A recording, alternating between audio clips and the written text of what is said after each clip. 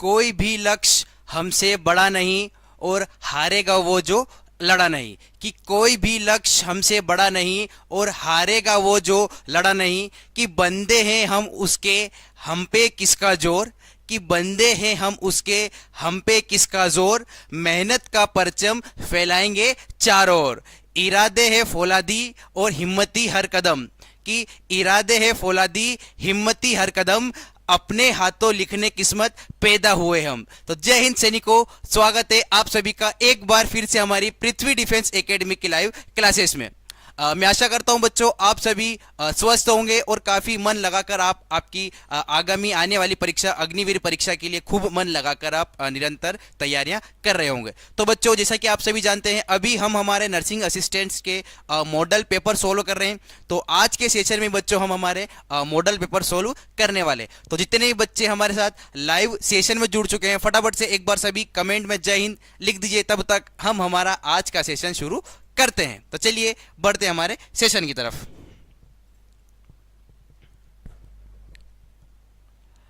First question हमारे सामने है कि 1857 के विद्रोह का प्रतीकात्मक नेता किसे घोषित किया गया था। Who was declared the symbolic leader of the 1857 revolt.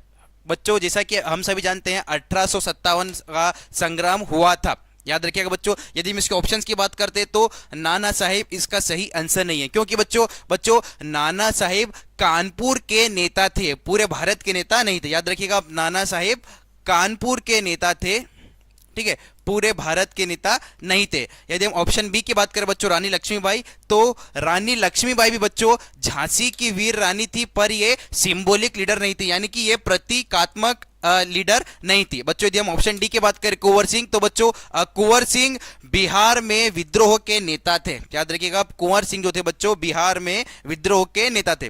तो इस क्वेश्चन का जो सही आंसर है बच्चों वो है हमारा ऑप्शन सी, यानी कि बहादुर शाह जफर।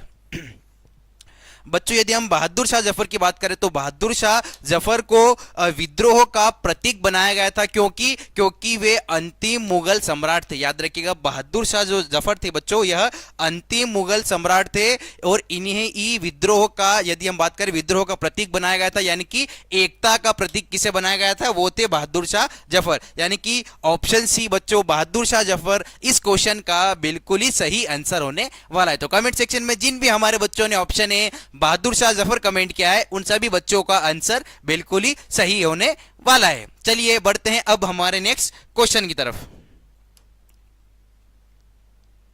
सेकंड क्वेश्चन देखते हैं हम।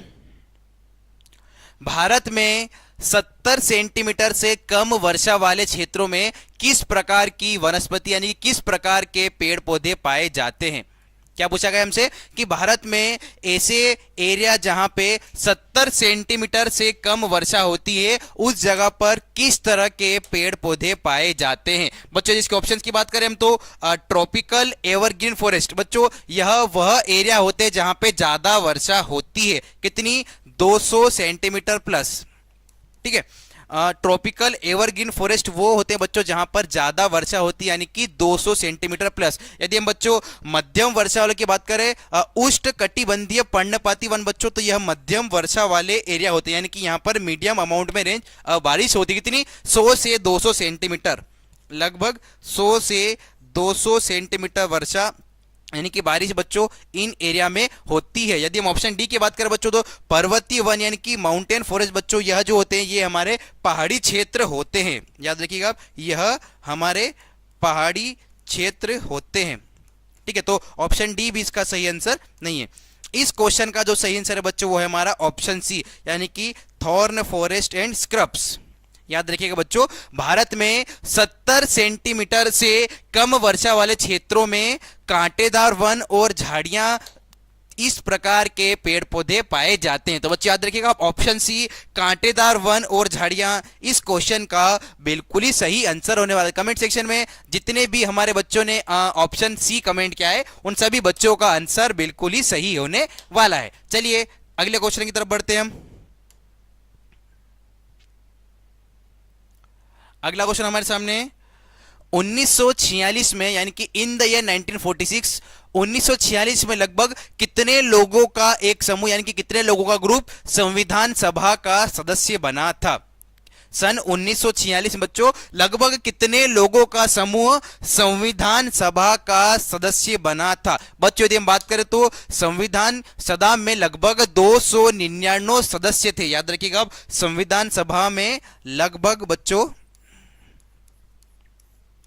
299 सदस्य थे। ठीक, याद रखिएगा उस समय संविधान सभा में लगभग 299 सदस्य थे बच्चों। ठीक है, और यदि हम ऑप्शन ए की बात करें तो 50 नहीं थी, 100 भी नहीं थे, ना ही 200 थे, 299 लगभग लगभग यानी कि 300। ठीक है, यानी कि 1946 में बच्चों जो एक संविधान सभा हुई थी उसमें लगभग लगभग 300 लोगों का समूह जो था उसमें वो लोग वहां पर सदस्य बने थे। तो ऑप्शन डी 300 इस क्वेश्चन का बिल्कुल ही सही आंसर होने वाला है। चलिए बढ़ते हैं नेक्स्ट क्वेश्चन की तरफ। क्वेश्चन नंबर 4, शोषण के विरुद्ध अधिकार में किसका निषेध शामिल है? क्या पूछा गया है? Right against exploitation includes prohibition of. हमसे पूछा गया है कि शोषण के विरुद्ध अधिकार में किसका निषेध शामिल है? बच्चों यदि हम बात करें ऑप्शंस की बात करते हैं तो अभिव्यक्ति की स्वतंत्रता। बच्चों यह जो होता है यह एक अलग अधिकार होता है। ठीक है, अभिव्यक्ति की स्वतंत्रता यह एक अलग अधिकार होता है। यदि हम रोजगार में भेदभाव की बात करें बच्चों तो यह समानता अधिकार, ठीक है, यह समानता अधिकार होता है।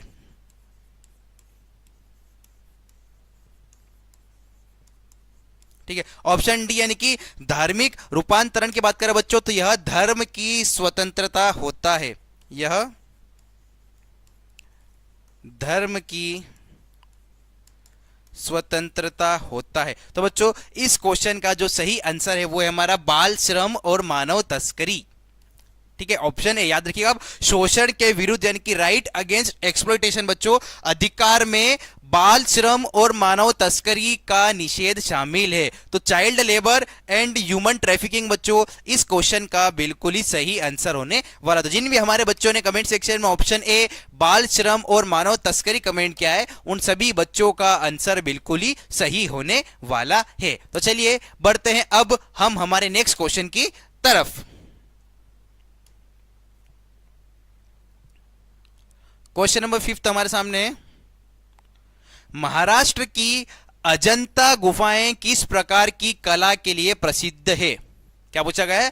महाराष्ट्र की बच्चों अजंता गुफाएं किस प्रकार की कला के लिए प्रसिद्ध है? बच्चों इसके ऑप्शन की बात करें तो जैन चट्टानों को काटकर बनाए गए आश्रय नहीं बच्चों, ऑप्शन है क्योंकि यह जो होती है यह जैन नहीं बौद्ध है। ठीक है, तो ऑप्शन ए इसका सही आंसर नहीं होता। ऑप्शन बी देखते हैं, उंगलियों द्वारा उकेरी गई रेखा नहीं, फिंगर फ्लूटिंग भी नहीं है, तो ऑप्शन बी भी इसका सही आंसर नहीं।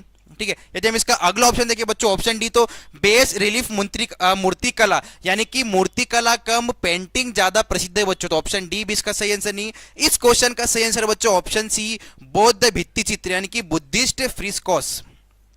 याद रखिएगा, अब महाराष्ट्र की जो अजंता गुफाएं बच्चों वहां पे यदि हम बात करें तो बौद्ध भित्ति चित्र की कला के लिए यह गुफाएं प्रसिद्ध है। तो ऑप्शन सी बौद्ध भित्ति चित्र यानी कि पेंटिंग्स बच्चों इस क्वेश्चन का बिल्कुल ही सही आंसर होने वाला है। तो जिन भी हमारे बच्चों ने ऑप्शन सी कमेंट किया है उन सभी का आंसर बिल्कुल ही सही होने वाला है। अगला क्वेश्चन देखते हैं। क्वेश्चन नंबर 6 हमारे सामने है कि 2025 के G20 शिखर सम्मेलन की मेजबानी किस शहर ने की थी? Which city hosted the G20 summit of 2025 यानी कि सन 2025 में बच्चों जो G20 शिखर सम्मेलन हुआ था उसकी मेजबानी किस शहर ने की थी? बच्चों यदि हम इसके ऑप्शंस की बात करते हैं तो रोम ने सन 2021 में इसकी मेजबानी की थी। याद रखिएगा, अब रोम ने सन 2021 में इसकी मेजबानी की थी। बच्चों यदि हम नई दिल्ली की बात करें तो नई दिल्ली ने सन 2023 में G20 शिखर सम्मेलन की जो मेजबानी की थी। यदि बच्चों हम जोहान्सबर्ग की बात करें तो इसमें जो है हमारा G20 शिखर सम्मेलन कभी भी नहीं हुआ। तो इस क्वेश्चन का जो सही आंसर है बच्चों वो है हमारा ऑप्शन सी यानी कि रियो डे जेनेरियो। याद रखिएगा अब 2025 के बच्चों G20 शिखर सम्मेलन की मेजबानी रियो डे जेनेरियो शहर ने की थी। तो कमेंट सेक्शन में देख रहा हूं मैं टिशान ने बिल्कुल सही आंसर कमेंट किया है, बीपी सिंह बिल्कुल। तो जिन भी हमारे बच्चों ने कमेंट सेक्शन में option C Rio de Janeiro comment किया है उन सभी बच्चों का आंसर बिल्कुल ही सही होने वाला है। तो चलिए बच्चों बढ़ते हैं अब हम हमारे नेक्स्ट क्वेश्चन की तरफ। क्वेश्चन नंबर 7 देखते हैं हम। किसे शास्त्रीय संगीत में, याद रखिएगा हमसे पूछा गया है, किसे शास्त्रीय संगीत में योगदान के लिए सन 2025 में पद्म विभूषण प्राप्त हुआ। हमसे पूछा गया है कि सन 2025 में शास्त्रीय संगीत में योगदान के लिए किसे पद्म विभूषण प्राप्त हुआ। बच्चों जिसके ऑप्शंस की बात करें हम तो जाकिर हुसैन की यदि हम बात करें बच्चों तो जाकिर हुसैन तबला बजाते हैं लेकिन वह इन्हें अवार्ड 2025 में नहीं मिला। याद रखिएगा जाकिर हुसैन तबला बजाते हैं पर इन्हें अवार्ड 2025 में नहीं मिला। यदि हम ऑप्शन बी की बात करें बच्चों पंडित जसराज की तो पंडित जसराज जी का पहले ही निधन हो चुका है। याद रखिएगा आप पंडित जसराज जी का पहले ही निधन हो चुका तो इन्हें भी नहीं मिला। ठीक है, डॉक्टर एल सुब्रमण्यम जो है बच्चों, डॉक्टर एल सुब्रमण्यम एक वॉयलिनिस्ट है यानी कि, पर यह भी इस क्वेश्चन का सही आंसर नहीं है। इस क्वेश्चन का सही आंसर है बच्चों हमारा ऑप्शन डी उस्ताद अमजद अली खान। याद रखिएगा बच्चों उस्ताद अमजद अली खान को शास्त्रीय संगीत में योगदान के लिए सन 2025 में बच्चों पद्म विभूषण अवार्ड से नवाजा गया। तो ऑप्शन डी बच्चों उस्ताद अमजद अली खान इस क्वेश्चन का बिल्कुल ही सही आंसर होने वाला था। कमेंट सेक्शन में देख रहा हूं हमारे बहुत सारे बच्चों ने, टिशान ने ऑप्शन डी कमेंट किया बिल्कुल, बीपी सिंह ने ऑप्शन डी कमेंट किया बिल्कुल। तो जिन भी हमारे बच्चों ने कमेंट सेक्शन में ऑप्शन डी उस्ताद अमजद अली खान कमेंट किया है उन सभी बच्चों का आंसर बिल्कुल ही सही होने वाला है। चलिए देखते हैं हमारा अगला क्वेश्चन। क्वेश्चन नंबर 8 हमारे सामने है।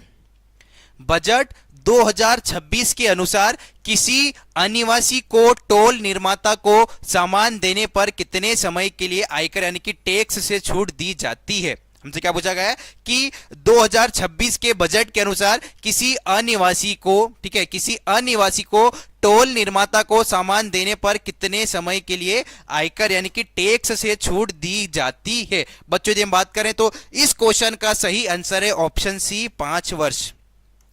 याद रखिएगा आप यदि हम बजट की बात करें तो बजट 2026 के अनुसार बच्चों किसी अनिवासी को टोल निर्माता को सामान देने पर 5 वर्ष के लिए आयकर से छूट दी जाती है। तो ऑप्शन सी बच्चों 5 वर्ष इस क्वेश्चन का बिल्कुल ही सही आंसर होने वाला है। ऑप्शन ए 2 वर्ष नहीं है, ऑप्शन बी 3 वर्ष नहीं है, ऑप्शन डी 7 वर्ष भी नहीं है। ऑप्शन सी 5 वर्ष इस क्वेश्चन का बिल्कुल ही सही आंसर होने वाला। तो जिन भी हमारे बच्चों ने कमेंट सेक्शन में ऑप्शन सी 5 वर्ष कमेंट किया है उन सभी बच्चों का आंसर बिल्कुल ही सही होने वाला है।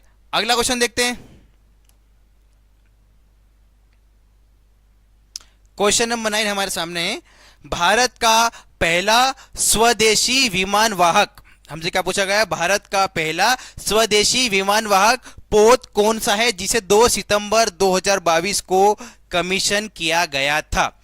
हमसे क्या पूछा गया है, भारत का बच्चों पहला स्वदेशी विमान वाहक पोत कौन सा है जिसे 2 सितंबर 2022 को कमीशन किया गया था। बच्चों बहुत ही इंपॉर्टेंट क्वेश्चन हमारे सामने आया है और यह क्वेश्चन हो सकता है कहीं ना कहीं आपको एग्जाम में देखने को जरूर मिल सकता है कि भारत का पहला स्वदेशी विमान वाहक पोत कौन सा है जिसे 2 सितंबर 2022 को कमीशन किया गया था। बच्चों जिसके ऑप्शंस की बात करें तो INS विराट जो है बच्चों यह हमारा ऑलरेडी पुराना शिप है। याद रखिएगा आप INS विराट जो है बच्चों हमारा ऑलरेडी पुराना शिप है। तो ऑप्शन बी इसका सही आंसर नहीं होता। यदि हम ऑप्शन सी की बात करें बच्चों INS अरिहंत की तो INS अरिहंत बच्चों एक सबमरीन है यानी कि एक पनडुब्बी है।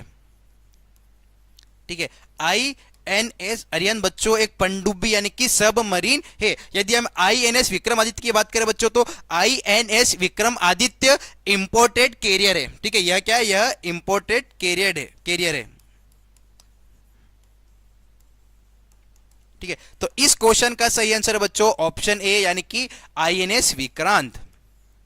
बहुत ही इंपॉर्टेंट क्वेश्चन है बच्चों, याद रखिएगा। अब INS विक्रांत जो है बच्चों भारत का पहला इंडिजिनियस एयरक्राफ्ट कैरियर है। यह क्या है? यह भारत का फर्स्ट इंडिजिनियस एयरक्राफ्ट कैरियर है।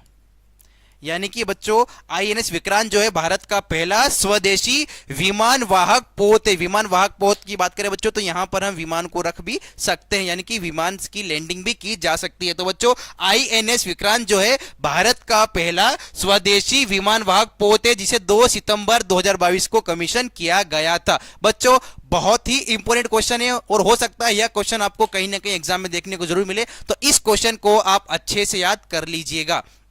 टिशान कमेंट सेक्शन पूछ रहे सर मैं तो आर्मी जीडी का तैयारी कर रहा हूं, इससे कुछ कौन। बिल्कुल बेटा, ये जो क्वेश्चन है ये आपके आर्मी जीडी में भी आ सकते हैं, या आपके नर्सिंग असिस्टेंट यानी कि NA में भी आ सकते हैं बच्चों, और यही क्वेश्चन आपके ट्रेडमैन एग्जाम में भी आ सकते हैं। तो ये जो क्वेश्चन है बच्चों आपके आने वाली तीनों एग्जाम के लिए बहुत ही इंपॉर्टेंट होने वाले। तो चलिए बढ़ते हैं अब हम हमारे नेक्स्ट क्वेश्चन की तरफ।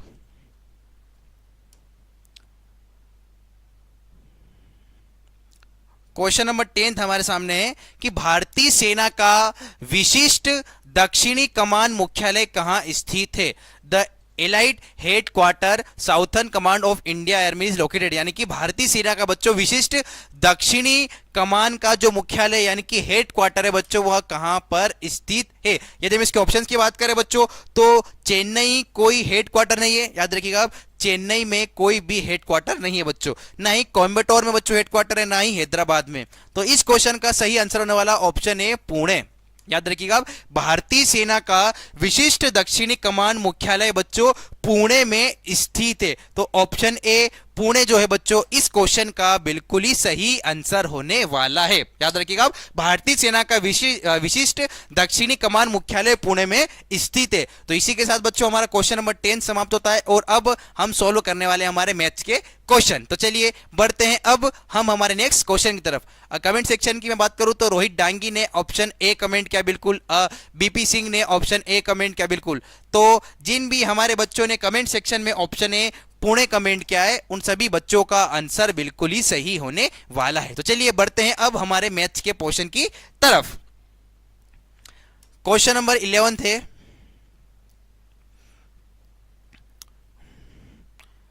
कौन सा संख्यात्मक मान 3 स्क्वायर उसके आउटर ब्रैकेट में क्यूब दे रखा है into 3 to the power -4 square के समतुल्य है? Which numerical value is equivalent to 3 square to the power of cube into 3 to the power -4 2।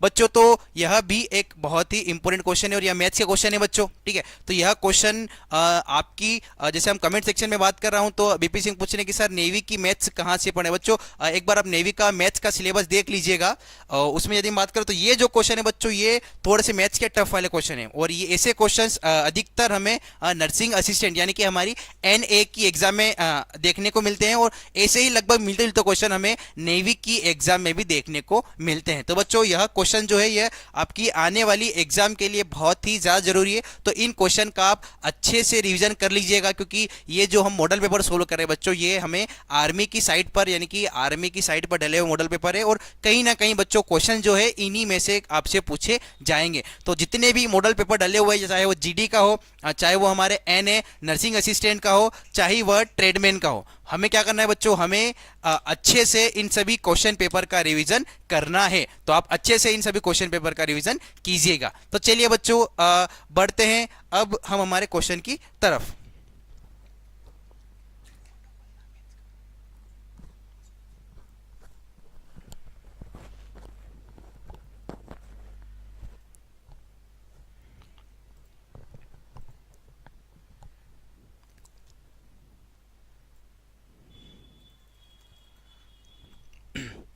तो चलिए बच्चों अब हम इसका सॉल्यूशन जो है स्टार्ट करते हैं। तो बच्चों हम सबसे पहले इसका स्टेप बाय स्टेप सॉल्यूशन देखते हैं, ठीक है। इसका हम स्टेप बाय स्टेप सॉल्यूशन देखते हैं। तो बच्चों सबसे पहले हम बात करें तो जो हमें दिया गया है सबसे पहले हम उसको सिंप्लीफाई करते हैं। तो इसको हम करेंगे तो ये हो जाएगा हमारा यदि हम जो गिवन है हमें क्वेश्चन उसको हम सिंप्लीफाई करेंगे तो ये हो जाएगा 3 टू दी पावर 2 इसके टू दी पावर 3 हो जाएगा, ठीक है। उसके बाद हम क्या करेंगे इज इक्वल टू, अब हम इसको भी सोल्व कर लेंगे, उसको जब हम लिखेंगे तो हो जाएगा हमारा 3 इंटू थ्री, ठीक है, ये हो जाएगा 3, 2 into three is equal to 3 की पावर जो है 6, ठीक है। अब हम इसको जो अगले टर्म को क्या करेंगे, मल्टीप्लाई करेंगे, ठीक है। अब हम क्या करेंगे, मल्टीप्लाई करेंगे नेक्स्ट टर्म को। जब हम इसे मल्टीप्लाई करेंगे बच्चों तो ये हो जाएगा 3 टू दी पावर 6 माइनस कितना हो जाएगा 3 to the power 6 into 3 to the power minus 4, ठीक है। कितना हो जाएगा 3 to the power 6 into 3 to the power minus 4। यदि हम इसको और सोल्व करेंगे तो ये कितना हो जाएगा, ये हो जाएगा 3 टू दी पावर 6 माइनस 4 और इधर हो जाएगा हमारा 3 टू दी पावर 2, ठीक है। हमने इतना सोल्व कर लिया। अब क्या करेंगे, अब हम आउटर स्क्वायर को अप्लाई करेंगे, ठीक है। क्या करेंगे, अब हम अप्लाई करेंगे आउटर स्क्वायर को, यानी कि बाहर के स्क्वायर को हम क्या करेंगे, इसमें अब अप्लाई करेंगे। तो ये हो जाएगा हमारा 3 to the power 2 whole square की पावर 2, ठीक है। अब हम क्या करेंगे, इसके आगे इज इक्वल टू, ये हो जाएगा 3 2 इंटू 2, क्योंकि हमें पता है पावर जो होती है वो मल्टीप्लाई हो जाती थी। ये हो जाएगी हमारी 3 टू दी पावर 4। अब इसको और सोल्व करके देखते हैं। अब बच्चों हम लास्ट में क्या करेंगे, कैलकुलेट करेंगे हमारी फाइनल वैल्यूज को, ठीक है। फाइनल वैल्यूज के लिए हम क्या करेंगे, कैलकुलेट करेंगे। तो हो जाएगा हमारा 3, ठीक है। हम क्या करेंगे, 3 को सोल्व करेंगे तो 3 इंटू 3 इंटू 3 इंटू 3, ठीक है। 3 इंटू 3 इंटू 3 इंटू 3, तो हो जाएगा 3 3 9, 9 3 27, 27 3 81। तो ऑप्शन सी 81 जो है बच्चों इस क्वेश्चन का बिल्कुल ही सही आंसर होने वाला था। जिन भी हमारे बच्चों ने कमेंट सेक्शन में ऑप्शन सी 81 कमेंट किया है उन सभी बच्चों का आंसर बिल्कुल ही सही होने वाला है। टीशान पूछ रहे हैं आर्मी जीडी का पेपर हार्ड होता है। बिल्कुल बेटा, पेपर कोई भी इजी नहीं होता है। आपका पेपर कैसा जाएगा वो डिपेंड करता है आपकी मेहनत पर, कि कितनी आपने मेहनत की है, कितनी आपने प्रैक्टिस की है। जितने अधिक आप मेहनत और प्रैक्टिस करेंगे बच्चों उतना ही बेहतर आपका पेपर जाएगा। तो चलिए बढ़ते हैं हमारे नेक्स्ट क्वेश्चन की तरफ।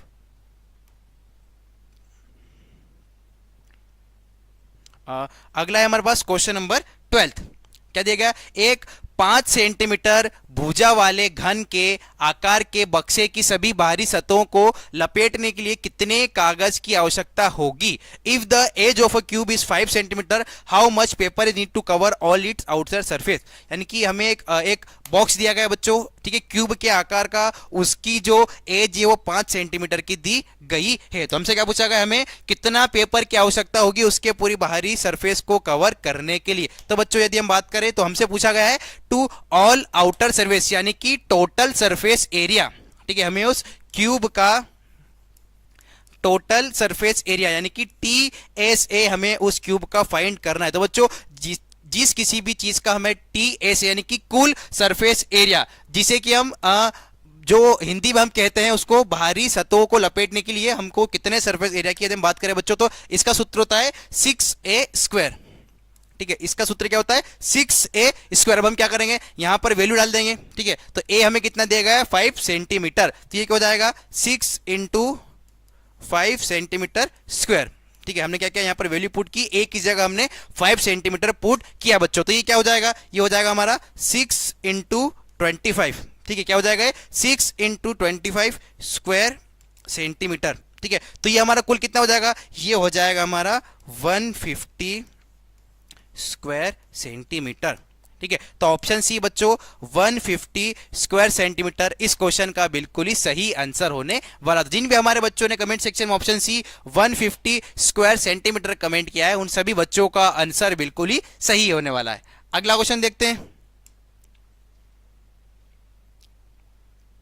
नेक्स्ट क्वेश्चन है, यदि PA is equal to 0.6 and PB is equal to 0.5 और PAB है 0.3, तो घटना B के होने पर घटना A के होने की संभावना क्या है, यानी कि हमसे प्रोबेबिलिटी पूछी गई है, ठीक है। हमें क्या कह देगा, PA 0.6, PB 0.5 और PAB क्या है 0.3। हमें क्या बताना है, the probability of event A occurring if event B has already occurred. यदि हम बच्चों इसकी बात करें तो सबसे पहले हम देखते हैं PA कितना है 0.6, ठीक है। PB कितना है 0.5। हमको जो दिया गया है बच्चों हम उसको लिख लेंगे ऐसा कैसा, ठीक है। और हमें दिया गया है PAB 0.3। बच्चों यदि हम बात करें तो घटना B के होने पर घटना A के होने की प्रायिकता जिसे हम P पी ए बी के रूप में लिखा जाता है, यानी कि घटना बी के होने की प्रायिकता जो होती है बच्चों, यानी कि प्रोबेबिलिटी होती है, वो घटना ए की होने की प्रायिकता जिसे हम पी ए बी के रूप में लिखते हैं। तो हम क्या करेंगे, इसका सूत्र लिखेंगे। क्या करेंगे हम, अब इसका सूत्र लिखेंगे। क्या हो जाएगा, ये हो जाएगा हमारा पी ए बी। ठीक है, हमारा सूत्र क्या हो जाएगा, P A B is equal to P A B. ठीक है, क्या हो जाएगा, is equal to P A B upon में पी बी। अब हम इस सूत्र के अंदर क्या करेंगे, इस सूत्र के अंदर अब हम वैल्यूज को पुट करेंगे। तो ये क्या हो जाएगा, ये हो जाएगा हमारा पी ए बी। ठीक है, और पी ए बी कितना देगा हमें, 0.3। ठीक है, ये हो जाएगा 0.3 अपॉन 0.5। ठीक है, क्या हो जाएगा हमारे 0.3 अपॉन 0.5। तो ये कितना हो जाएगा, ये हो जाएगा हमारा 3 अपॉन में 5। ठीक है, जब इसको सोल्व करेंगे क्या हो जाएगा 3 अपॉन 5, पूरे जब इसको और सोल्व करेंगे तो ये हो जाएगा हमारा 0.6। ठीक है, तो ऑप्शन डी 0.6 बच्चों इस क्वेश्चन का बिल्कुल ही सही आंसर होने वाला है। तो जिन भी बच्चों ने ऑप्शन डी 0.6 कमेंट किया है उन सभी बच्चों का आंसर बिल्कुल ही सही होने वाला है। अगला क्वेश्चन देखते हैं। क्वेश्चन नंबर 14 हमारे सामने है, किस न्यून कोण जिसे हम थीटा 0 डिग्री किससे बढ़ा है, 90 डिग्री बढ़ा है के लिए समीकरण 1 minus tan square theta plus 1 plus tan square theta is equal to 1/2 सत्य है। For which acute angle 1 minus tan square theta upon में 1 plus tan square theta is equal to 1/t whole two. हमें बताना है कि जो हमें equation दी गई बच्चों यह सही है कि नहीं। बच्चों यदि बात करें तो हमें जो सही समीकरण दी गई, यानी कि हमें जो इक्वेशन दी गई है वो क्या है, 1 minus tan square theta upon में 1 प्लस टेन स्क्वायर थीटा, यानी कि हमें जो समीकरण दी गई बच्चों वो हमने लिख ली इज इक्वल टू 1/2। ये हमें दिया गया है, यानी कि ये गिवन है। ठीक है, अब हम क्या करेंगे, हम आगे जाकर इन सभी की वैल्यूज पुट करेंगे बच्चों, यानी कि जो यदि हम बात करें तो ट्रिग्नोमेट्री के अनुसार बच्चों 1 minus tan square theta upon 1 plus tan square theta बच्चों वो होता है cos 20। ठीक है, ट्रिग्नोमेट्री के अनुसार 1 minus tan square theta upon 1 plus tan square theta is equal to cos 20 degree. ये किसके बराबर होता है, ये होता है cos 20 डिग्री के बराबर। और cos 20 कितने होता है, 1/2। कितना होगा, cos 2 थीटा कितना हो जाएगा बच्चों हमारा 1/2। अब हम क्या जानते हैं, हम जानते हैं cos 60 कितना होता है 1/2। cos 60 कितना होता है 1/2। हम क्या करेंगे, इसको और आगे सोल्व कर लेंगे। ठीक है, इसको यदि हम और आगे सोल्व करेंगे बच्चों तो ये हो जाएगा 2 theta is equal to 60 degree. 2 theta is equal to 60 degree, और इसको और सोल्व करेंगे बच्चों तो ये हो जाएगा हमारा theta is equal to 60/2 divide करने पे हो जाएगा 3। तो theta is equal to 30 degree. तो ऑप्शन ए 30 डिग्री बच्चों इस क्वेश्चन का बिल्कुल ही सही आंसर होने वाला। आपको बस वैल्यू पता होनी चाहिए। अगर आपको वैल्यू पता है तो आप आसानी से इन क्वेश्चंस को कर पाएंगे। तो चलिए बढ़ते हैं अब हम नेक्स्ट क्वेश्चन की तरफ।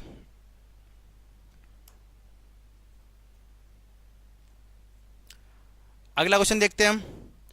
यदि प्रकाश की किरण कांच की सतह पर लंबवत टकराती है। ठीक है, हमारे सामने क्वेश्चन नंबर 16 आ गया बच्चों। ठीक है, क्वेश्चन नंबर 16 है कि यदि प्रकाश की किरण कांच की सतह पर लंबवत टकराती है तो कांच के अंदर अपवर्तन कोण क्या होगा। A light ray strikes a glass surface perpendicularly, what will be the angle of refraction inside। यानी कि यदि प्रकाश की किरण बच्चों कांच की सतह पर लंबवत टकराती है तो कांच के अंदर अपवर्तन यानी कि एंगल ऑफ रिफ्लेक्शन क्या होगा। बच्चों जब हम बात करें तो जब सीधा जाती है, जब भी प्रकाश सीधा टकराता है बच्चों तो एंगल कभी नहीं बनता है। ठीक है, यदि कोई भी प्रकाश स्ट्रेट यानी कि सीधा गया है बच्चों तो एंगल नहीं बनता है। और इस क्वेश्चन का जो सही आंसर होगा बच्चों वो होगा हमारा 0 डिग्री। क्यों होगा, क्योंकि जब भी प्रकाश बच्चों बिल्कुल सीधा टकराता है तो कोई भी एंगल नहीं बनता है। तो ऑप्शन ए 0 डिग्री इस क्वेश्चन का बिल्कुल ही सही आंसर होने वाला है। अगला क्वेश्चन देखते हैं।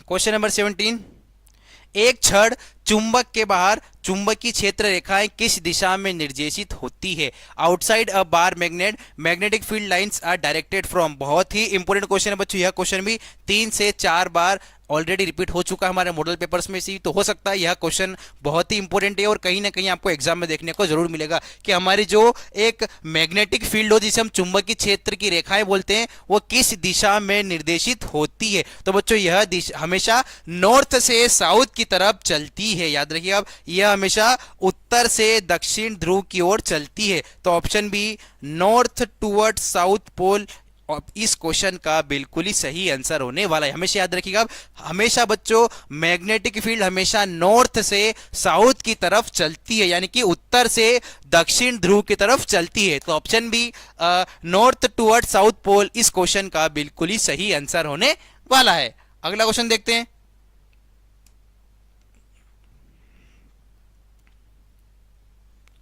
क्वेश्चन नंबर 18, यदि कोई वस्तु समान समय में अलग अलग दूरियां तय करती है तो इसकी गति को क्या कहेंगे?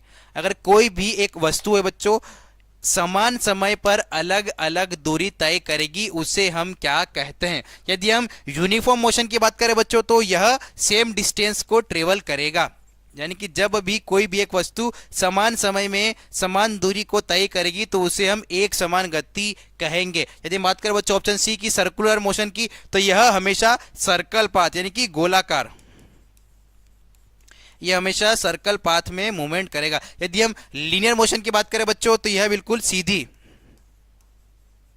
यानी कि स्ट्रेट पाथ की ओर गति करेगा।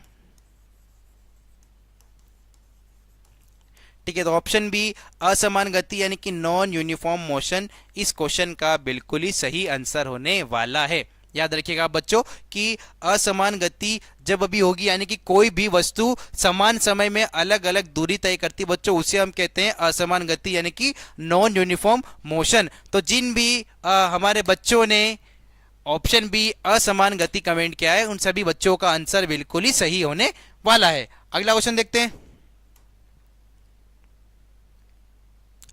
हवा के गर्म होने पर उसमें ध्वनि की गति पर क्या प्रभाव पड़ता है? हमसे क्या पूछा गया है? हवा के गर्म होने पर उसमें ध्वनि की गति पर क्या प्रभाव पड़ता है? बच्चों यदि हम बात करें तो जब भी हवा गर्म होती है जो उसके मॉलिक्यूल्स होते हैं यानी कि उसके कण होते हैं, ठीक है, जब भी हवा गर्म होती है, ठीक है, जब भी गर्म हवा होती है बच्चों तो उसके जो मॉलिक्यूल्स होते हैं उसके कण होते हैं वो तेज गति करने लग जाते हैं। ठीक है, उसके मॉलिक्यूल्स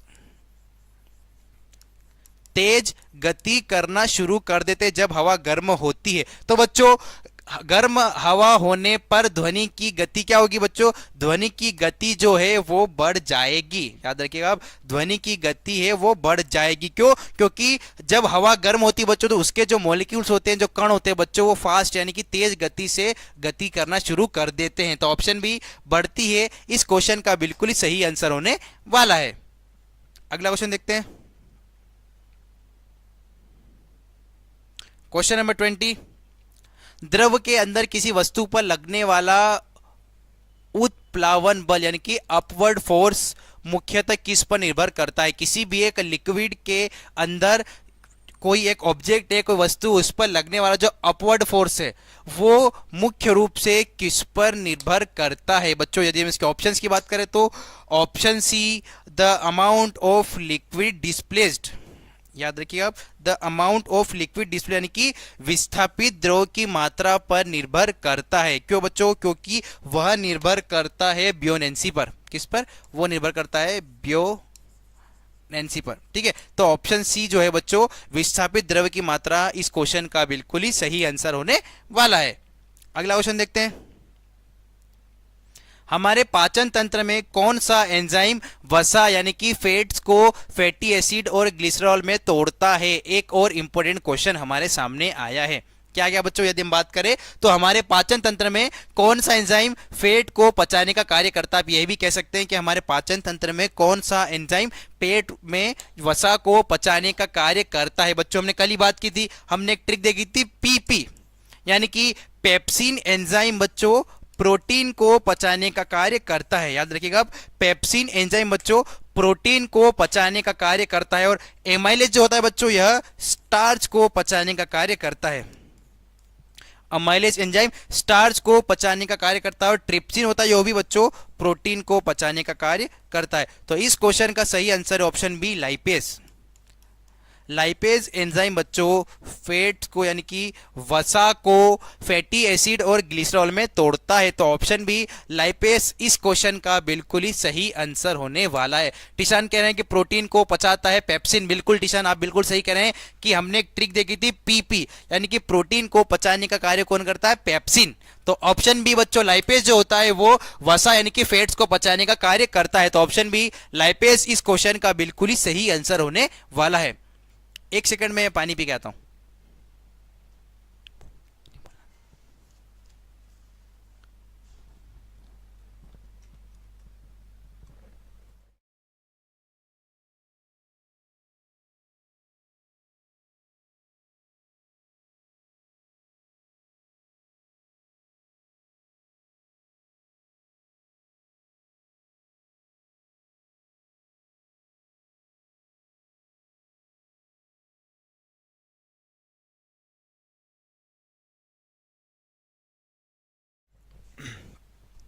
तो चलिए बच्चों बढ़ते हैं अब हम हमारे नेक्स्ट क्वेश्चन की तरफ।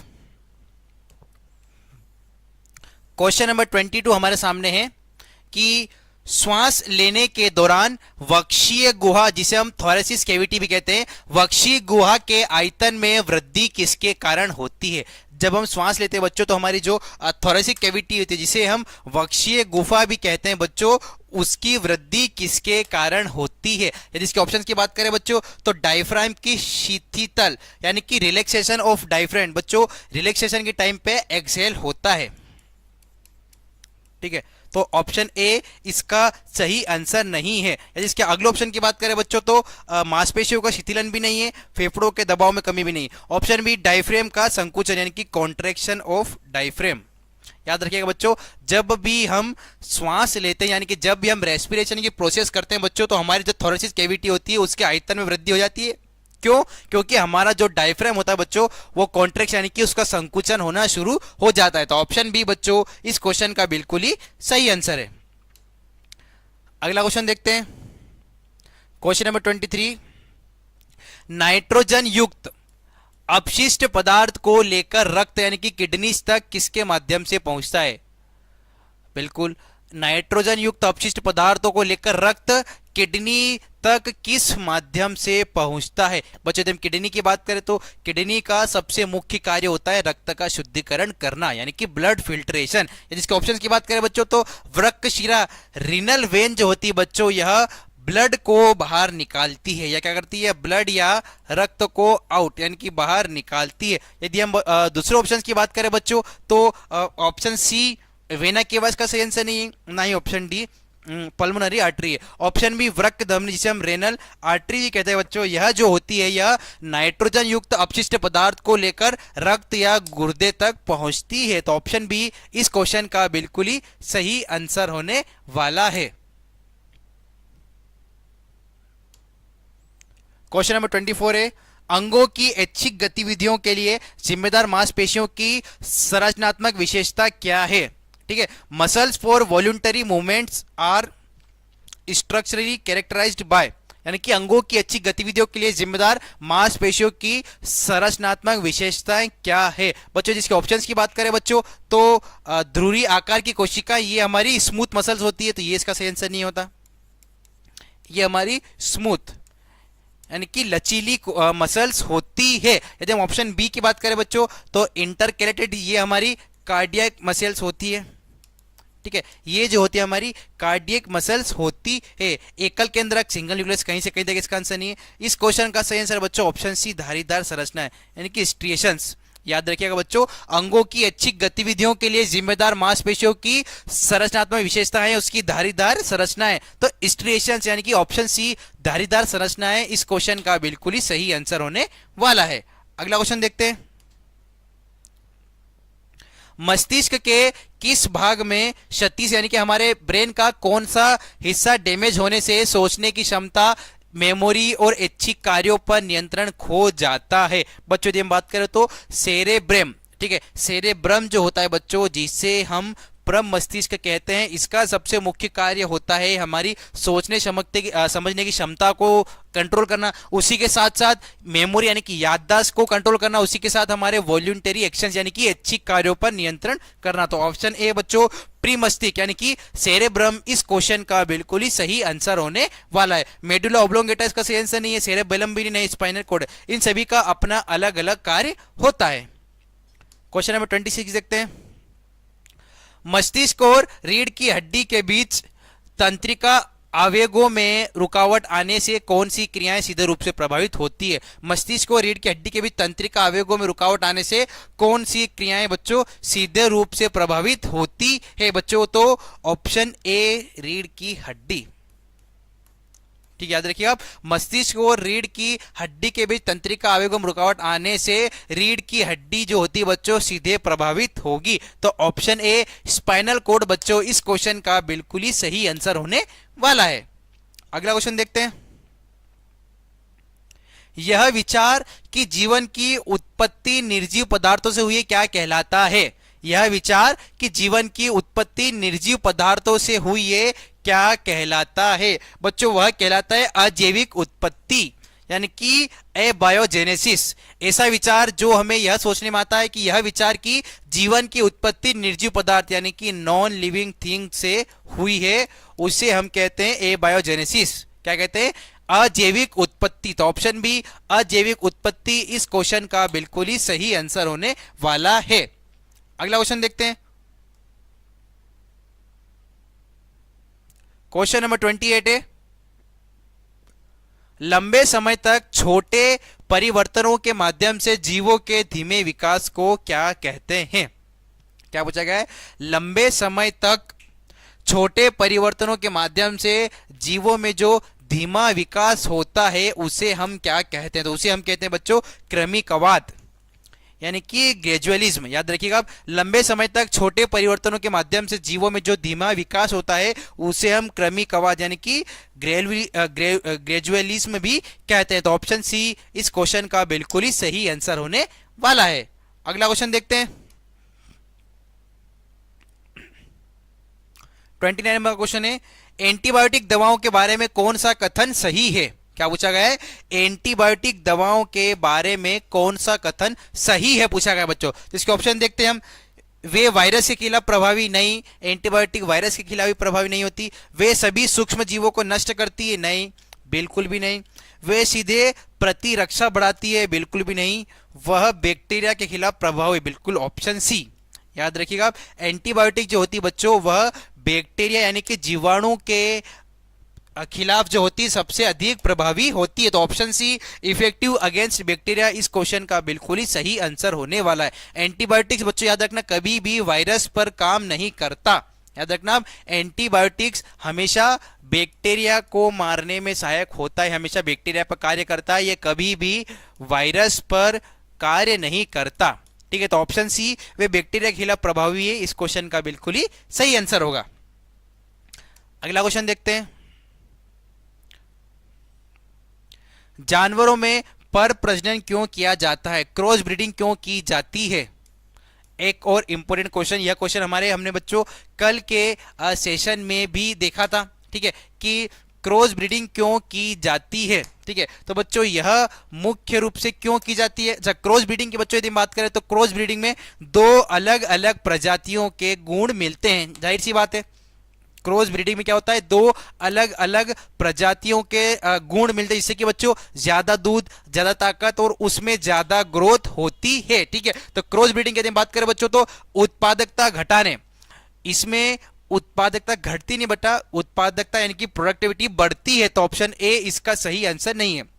ऑप्शन सी है जंगली प्रजातियों का उत्पादन। बच्चों यदि हम बात करें तो यह इसका उद्देश्य नहीं है कि इससे जंगली प्रजातियों का उत्पादन किया जाए, प्रजनन रोकने। ऑप्शन डी ब्रीडिंग का उद्देश्य बढ़ाना होता है बेटा, रोकना नहीं। ठीक है, ब्रीडिंग का उद्देश्य क्या होता है? बढ़ाना, रोकना नहीं। तो ऑप्शन बी इसका सही आंसर नहीं। इसका सही आंसर है वांछनीय गुणों का संयोजन यानी कि कंबाइंड डिजायरेबल ट्रेट्स। ठीक है बच्चों, यदि हम बात करें तो वांछनीय गुणों का संयोजन। बच्चों यदि हम बात करें तो आपने खच्चर देखा होगा, खच्चर के अंदर घोड़े की तरह चलने की क्षमता होती है और गधे की तरह वजन लादने की क्षमता होती है। तो जो गधे और घोड़े का, ठीक है, डंकी एंड हॉर्स का जो क्रॉस ब्रीड किया जाता है बच्चों, तो हमें खच्चर प्राप्त होता है। तो ठीक है, तो वह होता है क्रॉस ब्रीड। तो हम क्यों करते हैं? ताकि हमें वांछनीय गुणों का संयोजन मिले, यानी कि दोनों की कंबाइन डिजायरेबल गुण हमें देखने को मिले। टीचर पूछने की सर जीके क्लास सुबह क्यों नहीं हो रहा है? जीके क्लास बेटा कल से ही बहुत जल्दी कंटिन्यू हो जाएगा। अगला क्वेश्चन देखते हैं। हेटेरोसिस को संदर्भित करता है, हमसे क्या पूछा गया है? हेटेरोसिस को संबंधित कौन करता है? Question number 31। Heterosis refers to, यानी कि हमसे यह पूछा गया है कि हेटेरोसिस मतलब क्या होता है। इसके ऑप्शन देखते हैं बच्चों। संतान में ओज की कमी नहीं, इसमें बेटा उल्टा होता है, ठीक है, संतान में ओज की कमी नहीं होती है। माता पिता में उत्परिवर्तन म्यूटेशन नहीं, ऑप्शन सी बी इसका सही आंसर नहीं है। म्यूटेशन बेटा एक अलग ही कॉन्सेप्ट है। ऑप्शन डी सेल्फ पोलिनेशन यानी कि स्व परागण। हेटेरोसिस में बच्चों क्रॉस होता है, ठीक है, इसमें क्रॉस पोलिनेशन होता है। तो इसका सही आंसर ऑप्शन बी संकरी संतानों का श्रेष्ठ प्रदर्शन यानी कि superior performance of hybrid offsprings, ठीक है, option B hybrid offsprings parents से ज्यादा स्ट्रोंग होते हैं। याद रखिए जितने भी हाइब्रिड बच्चे होते हैं बच्चों वो अपने पेरेंट्स से ज्यादा ताकतवर यानी कि ज्यादा स्ट्रोंग होते हैं। तो ऑप्शन बी इस क्वेश्चन का बिल्कुल ही सही आंसर है। नेक्स्ट क्वेश्चन है पर्यावरणीय परिस्थितियों की वह सीमा जिसमें कोई जीव जीवित रह सकता है उसे हम क्या कहते हैं? बच्चों उसे उसकी सहनशीलता सीमा, जिसे हम टॉलरेंस लिमिट भी कहते हैं। क्या कहलाता है? सहनशीलता सीमा, जिसे हम टॉलरेंस लिमिट भी कहते हैं। बच्चों यदि हम बात करें तो हैबिटेट रेंज इसका सही आंसर नहीं है, ठीक है, अडॉप्शन जोन भी नहीं, ना ही इकोलॉजिकल नीचे। इसका सही आंसर है टॉलरेंस लिमिट यानी कि सहनशीलता सीमा। तो चलिए बढ़ते हैं अब हम नेक्स्ट क्वेश्चन की तरफ। एक पारिस्थितिकी तंत्र के संरचनात्मक घटकों में क्या शामिल है? The structural components of an ecosystem includes. ये एक पारिस्थितिकी तंत्र के संरचनात्मक घटकों में क्या शामिल है? बच्चों इसके ऑप्शन की यदि हम बात करें तो इसके अंदर बायोटिक एंड अबायोटिक, इसके अंदर जैविक और अजैविक कारक दोनों ही उपस्थित होते हैं। याद रखिएगा इसके अंदर जैविक और अजैविक कारक दोनों ही उपस्थित होते हैं और दोनों ही जरूरी होते हैं। केवल उपभोक्ता होंगे बच्चों तो यह अधूरा होगा, ठीक है, केवल उपभोक्ता यानी कि स्वपोषी होंगे तो भी बिल्कुल इनकम्प्लीट होगा, केवल अजैविक होंगे तो भी अधूरा होगा और केवल उत्पादक होंगे तो भी अधूरा होगा। यह पूर्ण कब होता है? जब इसमें जैविक और अजैविक कारक या घटक उपस्थित होते हैं। तो जिन भी हमारे बच्चों ने कमेंट सेक्शन में ऑप्शन ए कमेंट किया है उन सभी बच्चों का आंसर बिल्कुल ही सही होने वाला है। अगला क्वेश्चन देखते हैं।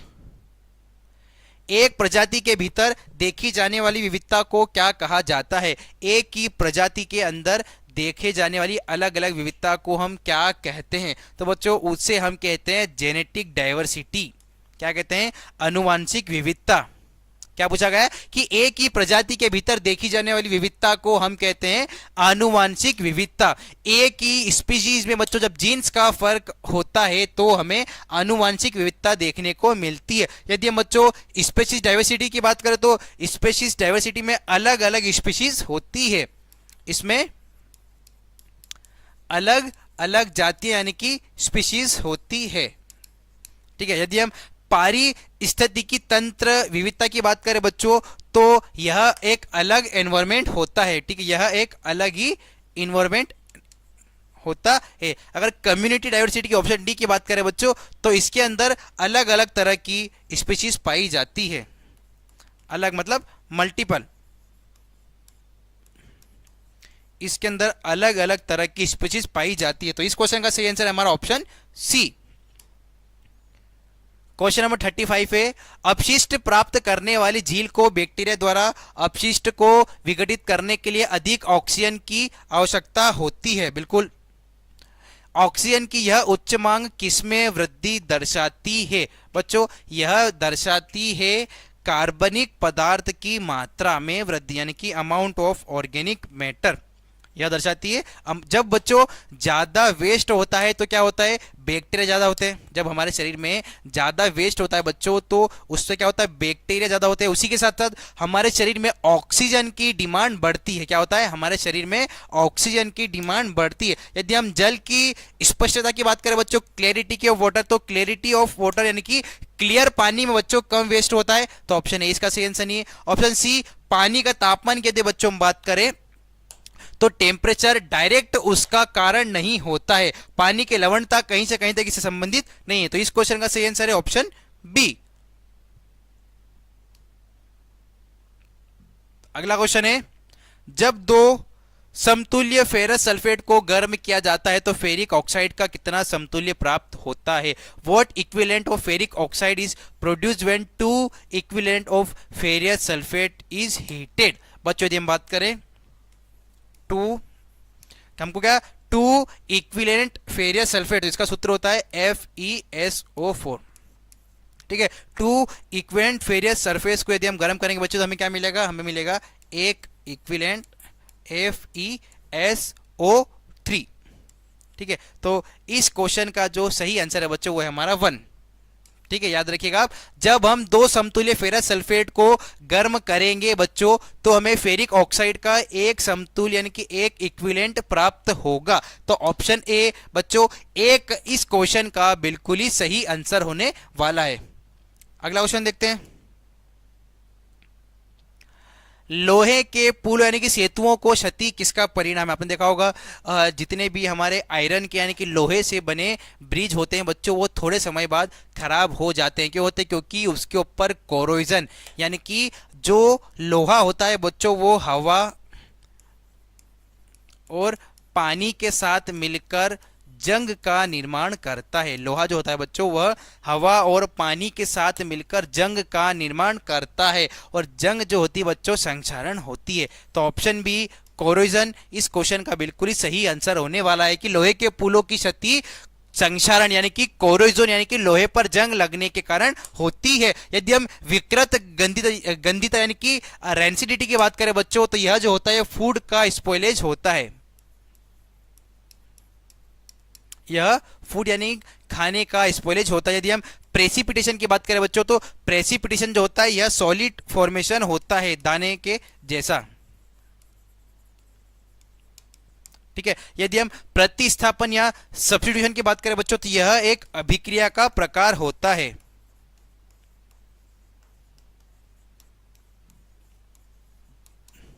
तो बच्चों ऑप्शन बी संक्षारण इस क्वेश्चन का बिल्कुल ही सही आंसर होगा। मेंडलीव की आवर्त सारणी को आधुनिक आवर्त सारणी में किसने संशोधित किया। एक और इंपोर्टेंट क्वेश्चन। ठीक है, मेंडलीव की आवर्त सारणी को आधुनिक आवर्त सारणी में किसने बदला तो वो क्या था, हेनरी मोसले। एक और इंपोर्टेंट क्वेश्चन बच्चों याद कर लीजिएगा अच्छे से कि आधुनिक आवर्त सारणी के जनक कौन थे या फिर मेंडलीव की आवर्त सारणी को आधुनिक आवर्त सारणी में किसने संशोधित किया तो वो थे हेनरी मोसले। बहुत इंपोर्टेंट क्वेश्चन अच्छे से आप याद कर लीजिएगा। डोबेनियर की बात करें बच्चों तो इन्होंने त्रिक यानी कि ट्राइड्स नियम दिया था। न्यूलैंड ने ऑक्टेट यानी कि अष्टक रूल दिया था। और यदि हम रदरफोर्ड की बात करें बच्चों तो इन्होंने न्यूक्लियस यानी कि नाभिक की खोज की थी। ठीक है, तो ऑप्शन सी हेनरी मोसले जो थे बच्चों इन्होंने आधुनिक आवर्त सारणी बनाई थी यानी कि मेंडलीव की आवर्त सारणी को आधुनिक आवर्त सारणी में संशोधित किया था। अगला क्वेश्चन देखते हैं, निम्नलिखित में से किसे अर्ध धातु यानी कि सेमी मेटल भी कहा जाता है। Which of the following is also known as semi metal. Semi metal की बच्चों यदि बात करें तो अर्ध धातु, सेमी मेटल या अर्ध धातु बच्चों वो होते हैं जो कि धातु और अधातु दोनों की ही प्रॉपर्टीज यानी कि गुण धर्मों को दिखाते हैं। किसकी, वो धातु और अधातु दोनों के ही गुण धर्मों को दिखाते हैं। जिसके ऑप्शन की बात करें बच्चों सोडियम इसका सही आंसर नहीं है, लिथियम भी नहीं है, मैंगनीज भी नहीं है। Option B silicon. सिलिकॉन जो है बच्चों सिलिकॉन धातु और अधातु दोनों की प्रॉपर्टीज को दर्शाते हैं। तो ऑप्शन बी सिलिकॉन जो है बच्चों इस क्वेश्चन का बिल्कुल ही सही आंसर होने वाला। तो कमेंट सेक्शन में जितने भी हमारे बच्चों ने ऑप्शन बी सिलिकॉन कमेंट किया है उन सभी बच्चों का आंसर बिल्कुल ही सही होने वाला है। अगला क्वेश्चन देखते हैं, निम्नलिखित में से किसकी आयनिक त्रिज्या सबसे कम है। आयनिक त्रिज्या की यदि हम बात करें बच्चों, तो परमाणु के नाभिक से उसके सबसे बाहरी कक्ष की दूरी, परमाणु के नाभिक से यदि किसी भी एक तत्व का यह नाभिक है, ठीक है, यह क्या है, उसका न्यूक्लियस है, तो उसकी जो सबसे बाहरी कक्ष होगी, इसकी सबसे बाहरी कक्ष यही, तो नाभिक से उसकी सबसे बाहरी कक्ष की दूरी क्या कहलाती है, परमाणु आयनिक त्रिज्या। ठीक है, तो बच्चों हम जैसे कि जानते हैं जब हम ग्रुप में टॉप टू बॉटम जाते हैं, यानी कि ऊपर से नीचे की तरफ जाते हैं बच्चों, तो साइज जो होता है वो बढ़ता है। ठीक है, साइज जो होता है वो बढ़ता है। और हमसे क्या पूछा गया है, निम्नलिखित में किसकी आयनिक त्रिज्या सबसे कम है, तो सबसे कम किसकी होगी, जो सबसे छोटा होगा।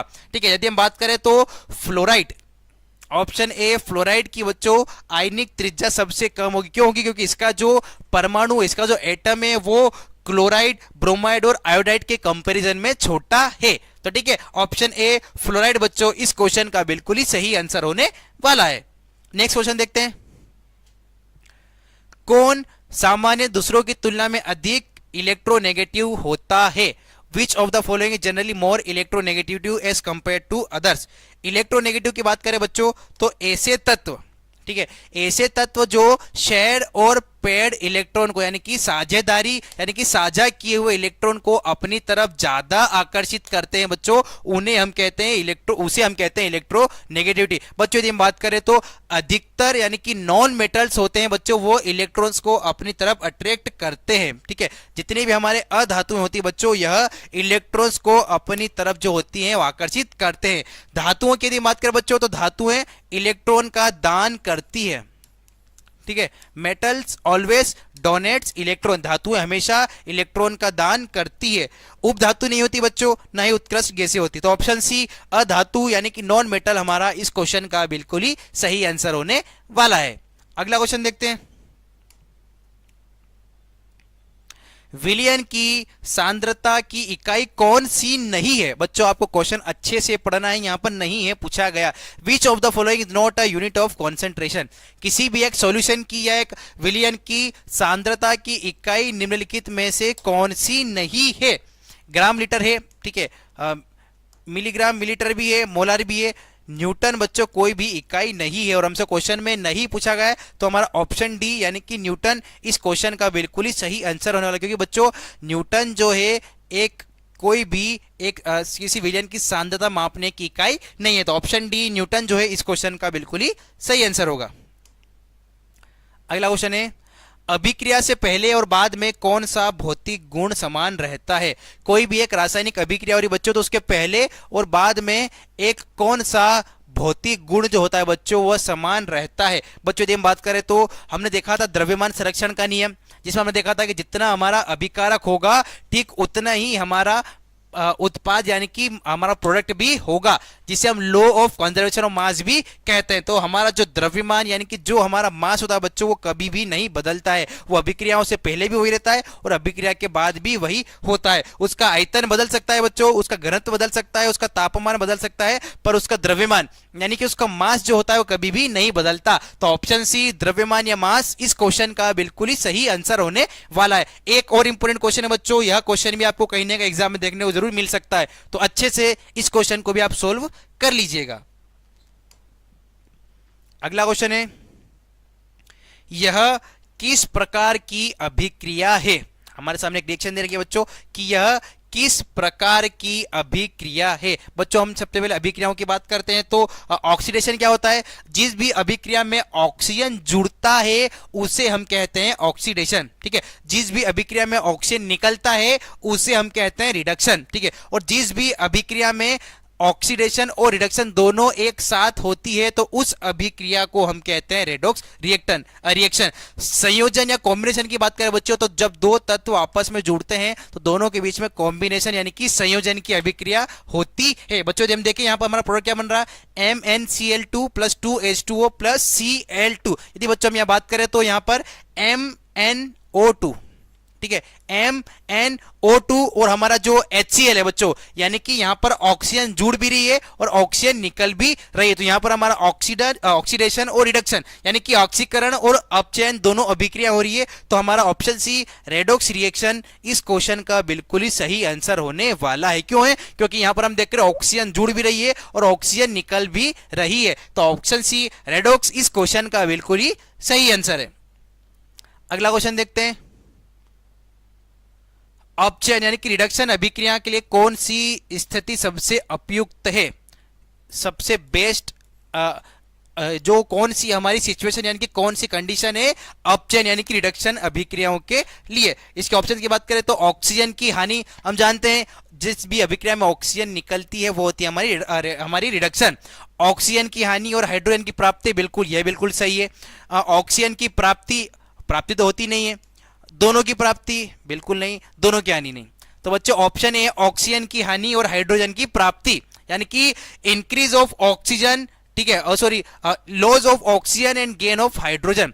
क्योंकि अपचयन यानी कि रिडक्शन की अभिक्रिया में ऑक्सीजन निकलती है और जिसे हम ऑक्सीडेशन ऑक्सीकरण कहते हैं, इसमें ऑक्सीजन जुड़ती है। अगला क्वेश्चन देखते हैं। निम्नलिखित में से कौन सा एक संतृप्त यानी कि सैचुरेटेड यौगिक है? यौगिक की हम बात करें बच्चों तो दो या दो से अधिक तत्व जब आपस में जुड़ते हैं, याद रखिएगा, दो या दो से अधिक तत्व जब आपस में जुड़ते हैं तो एक यौगिक का निर्माण करते हैं, यानी कि टू और more than two elements combine and form compounds. यदि हम इसके ऑप्शन की बात करें बच्चों तो साइक्लोहेक्सेन इसका सही आंसर होने वाला है। क्यों होने वाला है?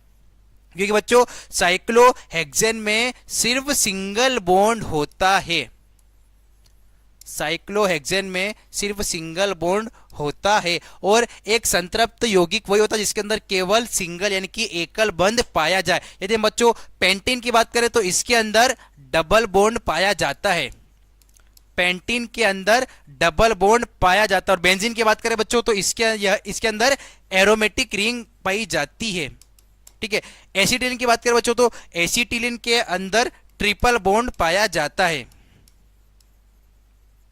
ठीक है। तो इस क्वेश्चन का सही आंसर होगा ऑप्शन है साइक्लोहेक्सेन।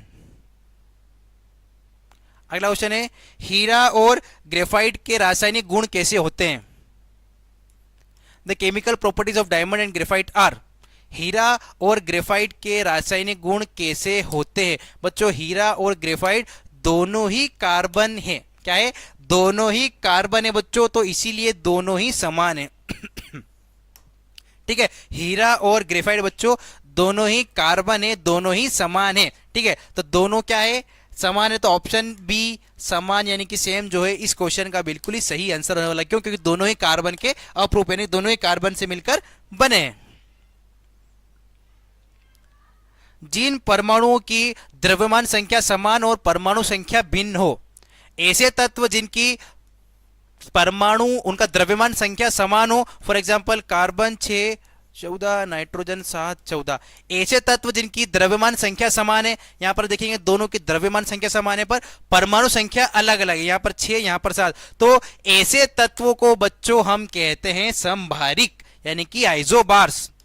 ऐसे तत्व जिनकी परमाणु संख्या अलग अलग हो पर उनका परमाणु भार समान हो उन्हें हम कहते हैं समभारिक यानी कि आइसोबार्स। और ऐसे तत्व जिनकी परमाणु संख्या समान हो पर परमाणु भार अलग हो, फॉर एग्जांपल हाइड्रोजन 1 हाइड्रोजन 2, यदि हम बात करें बच्चों तो परमाणु संख्या दोनों की समान है पर दोनों के परमाणु भार अलग अलग है। तो बच्चों यह हमारे समस्थानिक यानी कि इन्हें हम कहते हैं आइसोटोप्स। तो ठीक है, तो हमसे क्या पूछा गया है?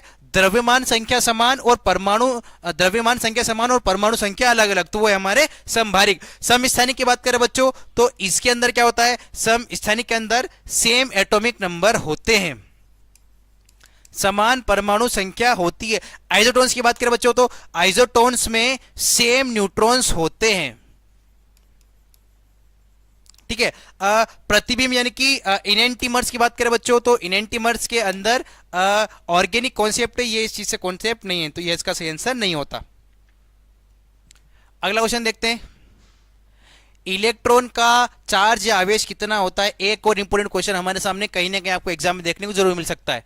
इलेक्ट्रॉन में जैसे हम जानते हैं ऋणावेश यानी कि नेगेटिव चार्ज होता है।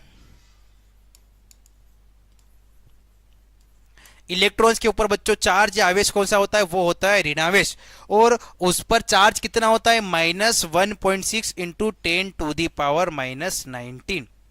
इलेक्ट्रॉन पर चार्ज या आवेश बच्चों वो होता है -1.6 इंटू 10⁻⁻19। तो ऑप्शन बी इस क्वेश्चन का बिल्कुल ही सही आंसर होने वाला है।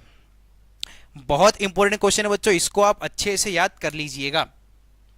तो चलिए बच्चों बढ़ते हैं हमारी आज की क्लास के लास्ट क्वेश्चन की तरफ।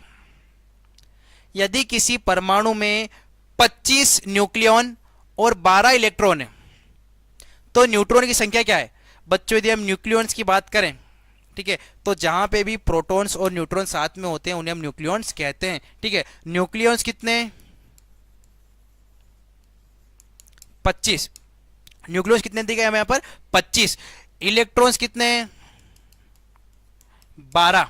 अब हमें क्या बताना है, हमें बतानी न्यूट्रॉन्स की संख्या। तो न्यूट्रॉन की संख्या ज्ञात करने के लिए हम क्या करेंगे, 25 में से 12 को माइनस कर देंगे। ठीक है, क्या करेंगे, 25 में से 12 को माइनस कर देंगे तो कितना मिलेगा हमें, हमें मिलेगा 13। तो यहां पर बच्चों जो न्यूट्रॉन्स की संख्या होगी वो होगी हमारी 13। याद रखिएगा आप, यदि हम न्यूक्लियॉन्स की बात करें बच्चों, जब प्रोटॉन्स और न्यूट्रॉन्स साथ में होते हैं उन्हें हम न्यूक्लियॉन्स कहते हैं। ठीक है, और जैसा हम जानते हैं इलेक्ट्रॉन, तो हमने क्या किया, 25 में से हमने इलेक्ट्रॉनों की संख्या घटा दी, तो 25 में से इलेक्ट्रॉनों की संख्या घटे तो बच्ची 12। जब हमने घटाने के बाद हमें क्या मिला, 13। तो जो हमारे न्यूट्रॉन्स की संख्या है वो है 13। तो ऑप्शन सी 13 जो है इस क्वेश्चन का बिल्कुल ही सही आंसर होने वाला है।